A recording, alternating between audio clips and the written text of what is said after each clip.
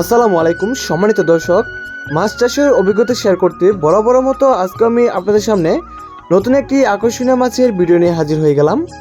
আপনারা যারা দেশ এবং প্রবাস থেকে আমার ভিডিওটি দেখতে পাচ্ছেন সবাইকে আপনাদের মাহে রমজানের শুভেচ্ছা। তো প্রিয় দর্শক, আপনাদের সামনে এখন যে ভিডিওটি নিয়ে হাজির হয়ে গেলাম এগুলো হলো আপনার ভিয়েতনাম কই মাছের পোনা।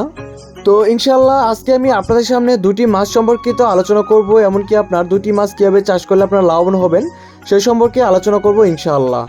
তো সুপ্রিয় দর্শক, আপনারা নতুন বছরের 2025 সালে আপনার নতুন বছরের ভিয়েতনাম কই এমনকি আপনার অরিজিনাল মনোসিস তেলাপিয়া মাছের পোনাগুলো ইতিমধ্যে আমাদের হ্যাচারি থেকে বিক্রয় শুরু হয়ে গেছে।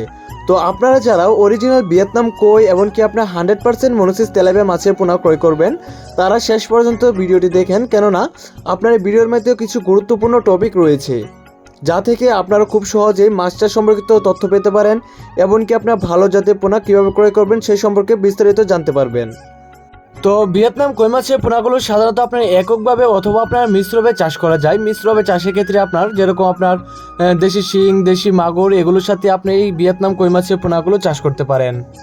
যদিও আপনার এখন নতুন বছরের পোনাগুলো আপনার দেশি শিং, দেশি মাগুর মাছের প্রোডাকশন শুরু হয় নাই, তো তবে আপনারা চাইলে এই এককভাবে আপনার ভিয়েতনাম কই মাছের পোনাগুলো কালচারিং করতে পারেন।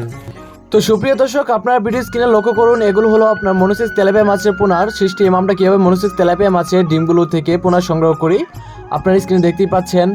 তো আমরা অলরেডি আপনার মাছের পোনাগুলো ডিম থেকে সংগ্রহ করে মাছের পোনাগুলোকে আমরা 28 দিন হরমোন কমপ্লিট করানোর পর আমরা ইনশাল্লাহ 20 তারিখের ভিতরে আমরা হরমোন কমপ্লিট করানোর পর আমরা মাছের পোনাগুলো ডেলিভারি দেবো।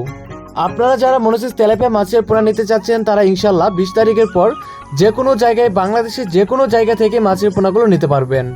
তো ভিয়েতনাম কই মাছ ও মনোসিস তেলাপিয়া সাধারণত প্রথম অবস্থায় নার্সিং করবেন যেভাবে, তো আপনার এই মাছের পোনাগুলোকে দিনে 2 থেকে 3 বার খাবার দিতে হবে, ভাসমান ফিড খাবারটা দিতে হবে।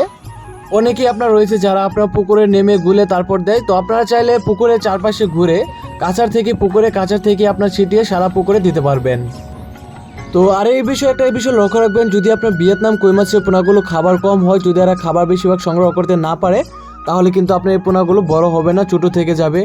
তো সেই ক্ষেত্রে আপনার মনে করেন যে আপনার এক মাছ আরেক মাছকে আক্রমণ করতে পারে, এতে করে আপনার দেখা গেছে অনেক মাছ মারা যাবে বা মাছের শরীরে ঘা হয়ে যাবে। তো এই বিষয়টা খেয়াল রাখবেন যাতে করে আপনার কোনো প্রকারই মাছের খাদ্য কম না হয়ে যায় ভিয়েতনাম কই মাছের।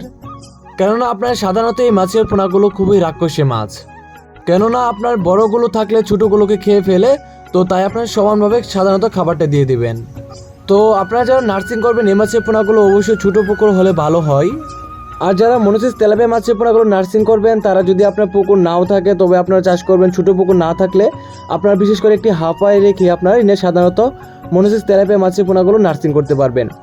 তো প্রিয় খামারি ভাইরা, আমার ভিডিওটি যদি আপনাদের কোনো উপকারে আসে অবশ্যই চ্যানেলটি সাবস্ক্রাইব করে দিবেন, এবং আপনারা যারা ভালো এবং উন্নত মানের মাছের পোনা নিতে চান তারা এখনই আপনারা আমাদের সাথে যোগাযোগ করতে পারেন।